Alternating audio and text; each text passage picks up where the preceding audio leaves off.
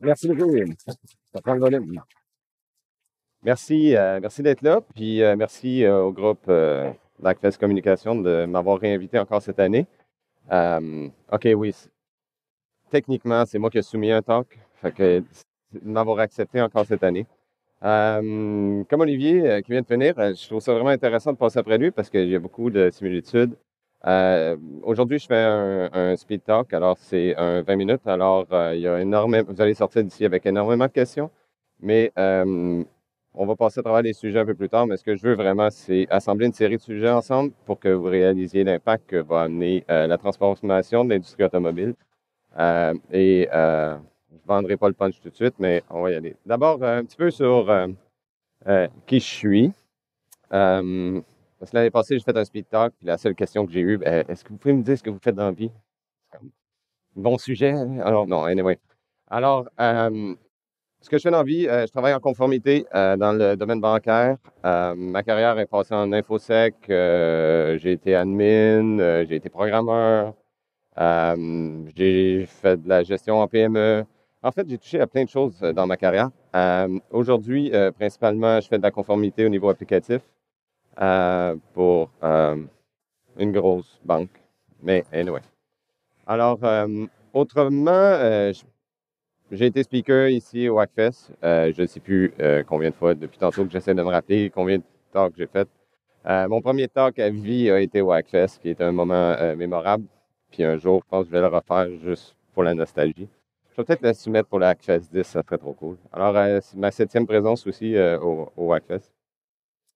Pas comme conférencier, mais septième vision. J'ai quelques badges là, à travers ma carrière que j'ai accumulés en fraude, en test d'intrusion, en, en rien, le CISSP, en protection physique. Il y en a quelques-uns que j'ai laissé expirer parce que c'était trop compliqué à maintenir. Ça fait comme 4 ans que je n'en ai pas fait que je serais dû pour en faire, mais c'est plus tellement important pour moi dans ma carrière présentement. Alors, mais je vous invite fortement, si vous avez des questions sur les différents parcours au niveau des certifications, euh, il y aura mon contact plus tard. Ça va me faire plaisir d'en discuter avec vous. Alors, aujourd'hui, on parle de quoi? On parle de sécurité, on parle d'assurance, on parle de data de génération de données. On va parler de AI, on va parler de la sensorisation des véhicules, le déploiement, on va parler d'edge computing, fog computing, on va parler de pay as you drive, pay how you drive. On va parler de plein de choses.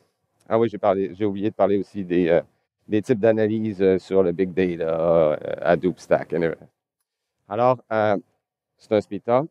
On ne passera pas dans aucun de ces sujets-là en détail, mais mon but, c'est d'assembler dans votre esprit tous ces concepts-là. Puis comment ça se fait que tous ces concepts-là, qui sont tous des thèmes qui ont été abordés au long de la conférence de Hackfest, hein. On vient d'en finir un sur Internet of Things. On a eu un Hadoop un peu plus tôt aujourd'hui sur le Big Data. Comment? Internet of Threats.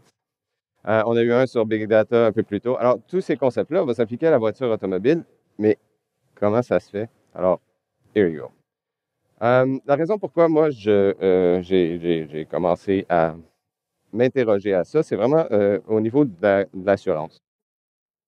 Euh, Tout le monde, ben, je vais faire un petit brief sur l'assurance, c'est quoi? L'assurance, là, c'est la gestion de risque. Alors, je prends des catégories, j'ai groupe ensemble, je sais que je peux gérer une partie de ce risque-là, je te vends une police quand tu vas me faire une réclamation.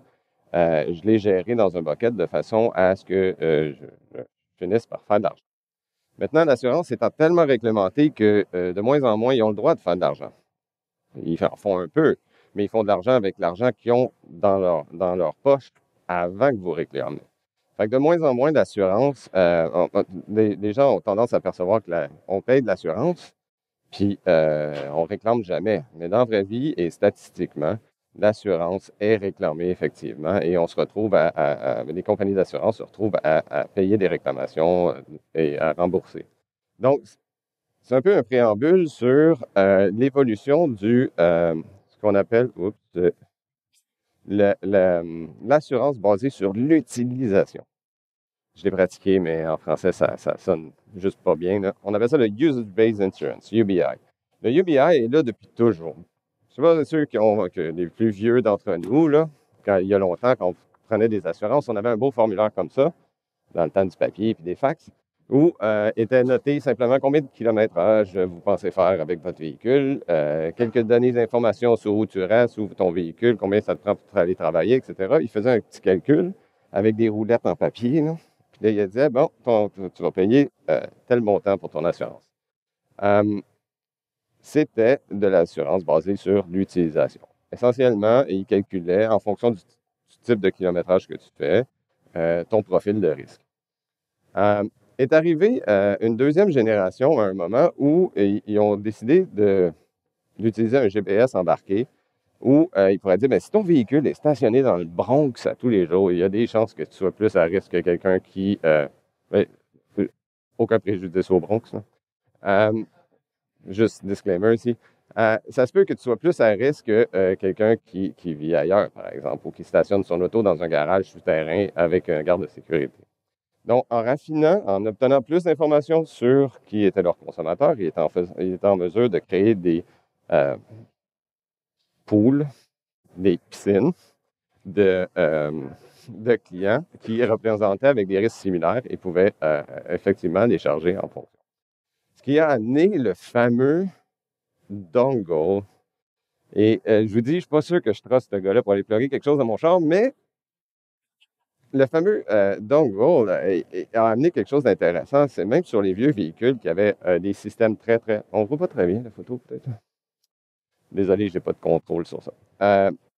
Le dongle était en mesure d'extraire l'information du véhicule par le port de diagnostic et en plus, il pouvait l'enrichir de données, par exemple de données GPS, et envoyer ça tous les jours, à toutes les semaines, à tous les mois à la compagnie d'assurance. Donc là, il pouvait se mettre à calculer où tu t'es déplacé, et il pouvait calculer où était stationné ton véhicule, il pouvait calculer le temps que le véhicule était en déplacement. Donc, un véhicule qui se déplace dans le trafic, fait moins de kilométrage, mais est utilisé plus longtemps, il est dans des conditions différentes. Donc, plus d'informations, plus de précision sur le pool de la piscine de risque. Si quelqu'un sait le terme, là, souvent en français, là. Merci. Elle est arrivée et je vous partage l'information personnelle, mon score de conduite avec la nouvelle génération des applications. Ici, on parle freinage, on a rajouté des accéléromètres. Dans ce cas-ci, cette compagnie d'assurance que je ne nommerai pas ont utilisent une application mobile, mais il existe la même chose avec le fameux dongle. Donc, ils ont des accéléromètres, ils calculent la vitesse dont vous faites vos virages, ils calculent la vitesse dont vous accélérez, ralentissez, si vous dépassez la limite de vitesse. Et finalement, ce qu'ils font, ils ramassent plein d'informations sur vous, roulent des analyses statistiques, font des analyses comparatives et ensuite obtiennent un résultat et puis j'ai même des badges, là. C'est tellement cheesy, là. Oups, j'ai-tu dit ça fort? Ils donnent des badges, comme j'ai eu mon dernier insigne où je suis un bon freineur. Malheureusement, je n'atteindrai jamais le niveau 3 parce que je dois augmenter mon score de 10 points pour me rendre au troisième badge, puis ça ne se produira jamais parce que c'est comme impossible, là. Il y a tout le temps quelqu'un qui va finir par freiner en avant de toi pour faire descendre. Puis tout. Anyway. Donc, ce que ça nous amène, puis c'est vraiment juste pour illustrer que, puis on parlait des buzzwords là, qui vont être adressés dans la présentation, là, vraiment, le véhicule devient un collecteur incroyable de données, un générateur d'informations qui, non seulement pour les compagnies d'assurance, ont beaucoup de valeur, parce qu'ils sont en mesure de développer des modèles de risque qui sont beaucoup plus efficaces, mais en même temps, ils se retrouvent à générer des données pour les manufacturiers qui, par exemple, vont obtenir des statistiques sur le type d'utilisation de leur véhicule, dans quelles conditions, dans quelles conditions se retrouvent les problèmes, etc., faire du proactif. Donc, il y a beaucoup de marketing à l'intérieur du côté des véhicules. J'ai un apps pour retrouver mon véhicule, mais on s'entend, là, il y a énormément d'informations disponibles là-dessus. Un des transformations qui commence à être intéressant, puis j'ai fait l'acquisition d'un nouveau véhicule récemment, puis ça m'a un peu jeté par terre. Il m'envoie des rapports mensuels sur l'utilisation de mon véhicule. Et ils étaient dû pour un changement d'huile. OK, mais j'ai pas le choix de consentir à ça. Parce que ça vient avec, premièrement.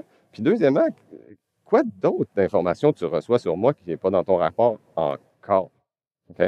On parlait de big data plus tôt. C'est clair qu'il récupère de l'information sur où je vais, quand je vais, etc. Puis je peux même appeler je n'aimerais pas la compagnie, mais je peux appeler un helpdesk pour me dire où est mon char. Ouais. Anyway, j'ai payé plus, là, ça venait. Anyway.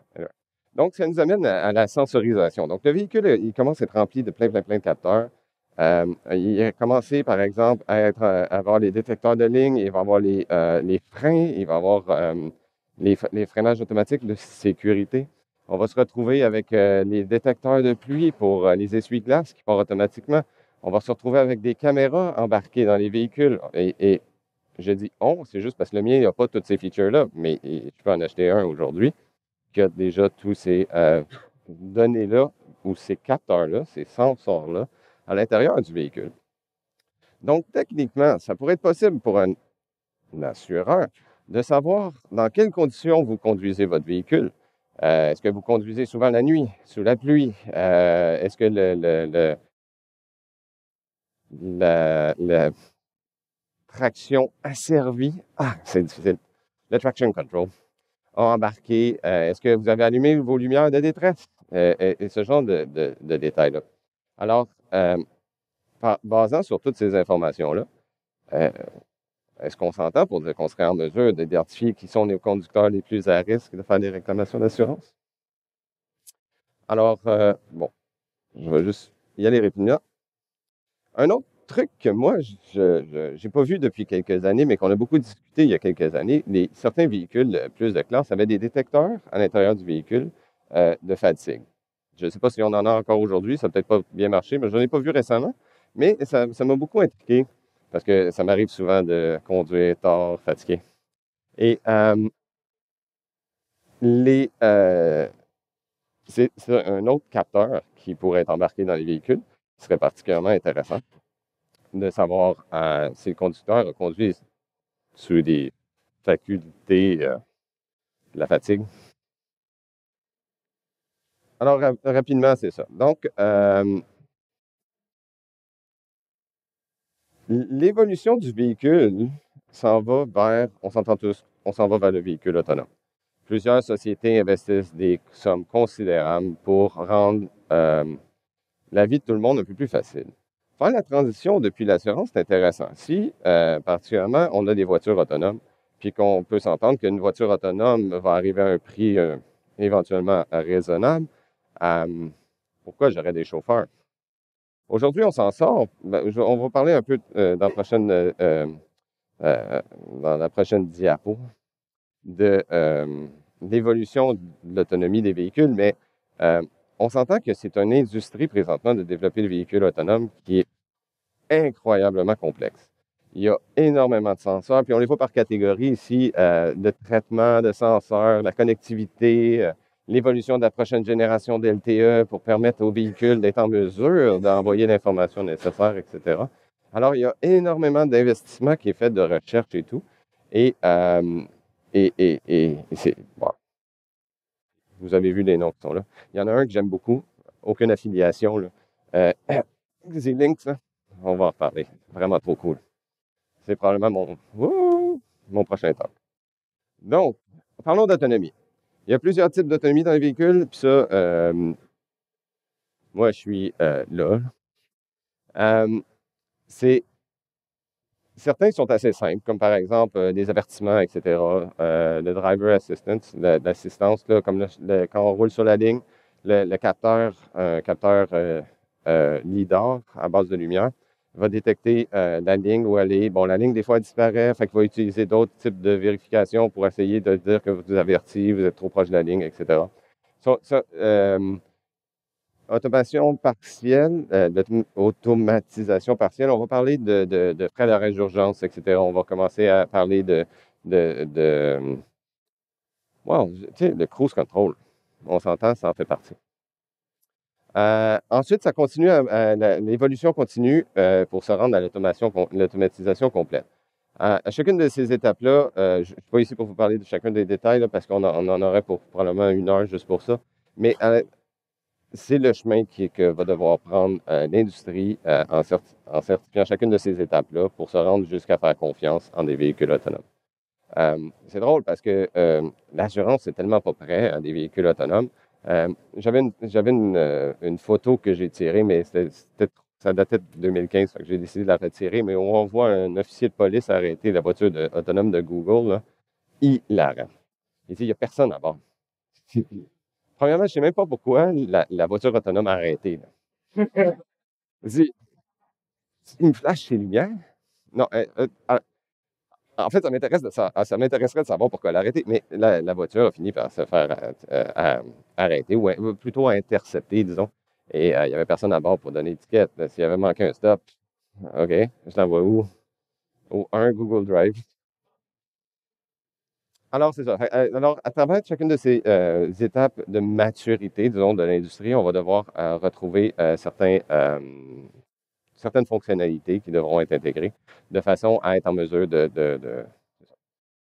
des particularités assez troublantes est l'information qui est nécessaire de façon à se rendre au véhicule autonome. Crédit à Intel qui a fait une étude, euh, on, on estime, ou Intel estime, que 4 TB de données par jour seraient générées d'un véhicule autonome complet. Maintenant, on peut s'entendre que, on va parler de Internet of Threat bientôt, mais ces données-là, puis certains sont principalement là, au niveau des capteurs LIDAR. Le capteur LIDAR, la différence entre un radar, le LIDAR, puis le sonore, c'est vraiment la longueur d'onde. Fait qu'ici, dans le LIDAR, on utilise la lumière, le sonore, on utilise des sons, et le radar, on utilise des radiofréquences. Fait que c'est sensiblement la même chose. Les premiers prototypes qui étaient gros comme ça, mais maintenant, ils sont capables de les miniaturiser avec des spécialisations spécifiques, puis c'est pour ça que les compagnies investissent vraiment là-dedans. Donc, avec l'amalgame de capteurs qu'on se retrouve dans les véhicules, on va se retrouver avec énormément de données générées de ce côté-là. Alors, qu'est-ce qu'on entend? On entend Big Data 100 000 à l'heure. Mais comment générer, par exemple, prendre une population d'un millier de véhicules, 4 TB par jour, par exemple, je prends une flotte de véhicules commerciaux, on s'entend que c'est énormément de données à traiter. Est-ce que c'est pertinent? Probablement pas. Mais prenons des conditions dans lesquelles une anomalie se produit. Ça serait intéressant de pouvoir faire un forensique sur savoir pourquoi l'accident s'est produit.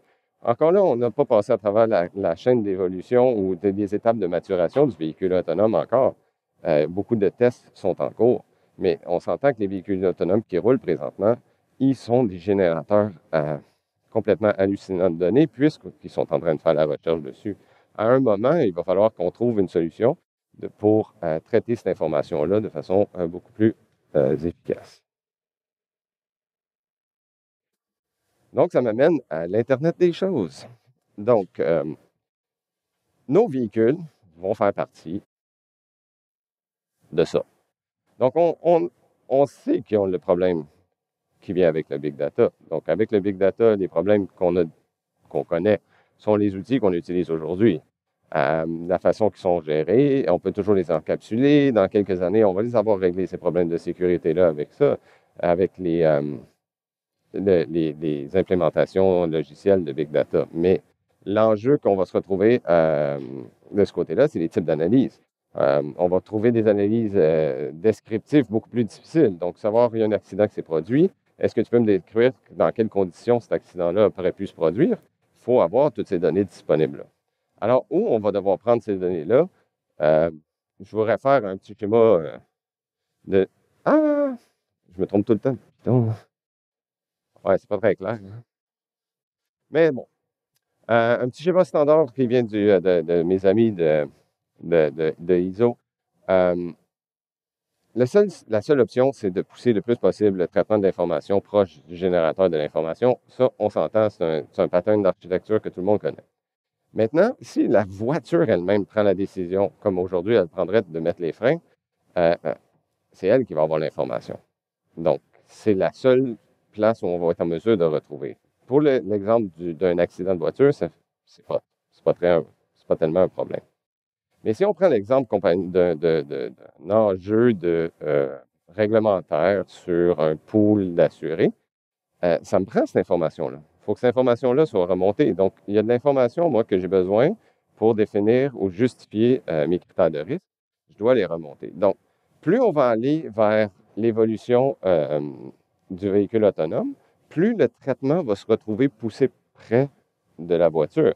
Parce que c'est là que ce sera pratiquement impossible d'envoyer ça pour un traitement central. Il va falloir que les ingénieurs trouvent les solutions pour limiter l'information envoyée à ce qui est strictement pertinent. Ce qui m'amène à, ben là, le milieu, on s'entend que c'est du réseautage. En haut, on va retrouver vraiment les centres de données traditionnels qu'on retrouve. OK, traditionnels, genre dans le cloud, là, histoire de faire ça encore plus safe. Alors, le concept du fog et du mist, que moi j'ai trouvé particulièrement savoureux. On n'avait pas assez de parler du cloud qu'on avait de la misère à expliquer. On s'est mis à créer du fog, qui est l'espace entre la réalité puis le cloud, puis le mist, qui est vraiment le near edge, là, qui, dans notre cas, qui nous occupe, c'est vraiment le véhicule lui-même. Donc, on se retrouve avec un modèle Internet of Things, Internet des choses, déployé, exactement comme les frigos, mais déployé dans le contexte de nos véhicules dans lesquels on va être transporté. Et c'est pas que des voitures. On entend qu'il y a déjà aujourd'hui des autobus, il y a déjà des tramways automatisés. L'automatisation, elle s'en vient, c'est juste une question de temps. Donc, tous les enjeux dont on a discuté aujourd'hui sur l'Internet of Things s'appliquent aux véhicules. Tous les enjeux qu'on a parlé aujourd'hui sur les big data s'appliquent aux véhicules. Une autre petite dernière là-dessus sur le positionnement, spécifiquement des travaux qu'ils ont sur le edge computing. C'est intéressant parce que, mais je ne veux pas rentrer trop dans le détail, mais si vous êtes intéressé, lancez-moi une note parce que c'est vraiment cool. Énormément de travaux sont présentement en cours sur les données en transit. On parle beaucoup de big data dans le sens, je remplis un océan de données dans lequel j'ai des outils qui me permettent de faire des transversales, des analyses statistiques, c'est vraiment, vraiment très cool. Cependant, c'est juste irréaliste de toujours tout collecter puis de le conserver. Juste, on s'entend, on est tous dans le domaine de la sécurité ou à peu près, là. Juste la classification de ces informations-là, leur gestion de leur rétention, elle devient impossible à faire. Donc, traiter la donnée pendant qu'elle est en transit, c'est probablement la solution la plus wow, agréable là, ou la plus logique dans ce contexte-là, parce que c'est elle qui est pertinente au moment dont on parle. Donc, c'est ça. Le edge computing là, rajoute une couche intéressante qui sera probablement pour un autre talk. Malheureusement, aujourd'hui, ça ne sera pas le cas. Donc, rapidement, je suis prêt à répondre à des questions si vous en avez. On peut approfondir certains domaines, mais de façon générale, si vous avez besoin de me joindre, hangout avec le patient à gmail.com. Ceux qui ne le savent pas, ben, c'est mon bénévolat chez les scouts. Fait que... Alors, je vous remercie d'être là. Puis, si vous avez des questions, n'hésitez pas. Puis, j'attends avec impatience qu'on donne le droit de plugger quelque chose dans un véhicule pour voir vraiment ce qu'il collecte. Parce que est encore sous garantie. Fait que je vais attendre que la garantie expire. Fait que dans 2 ans, on s'en reparle. Alors, merci bon et passez un très bon fin de con. Ceux qui participent au 5 à 7, je vous encourage fortement, même si je ne travaille pas pour le sponsor. Mais passez une bonne soirée.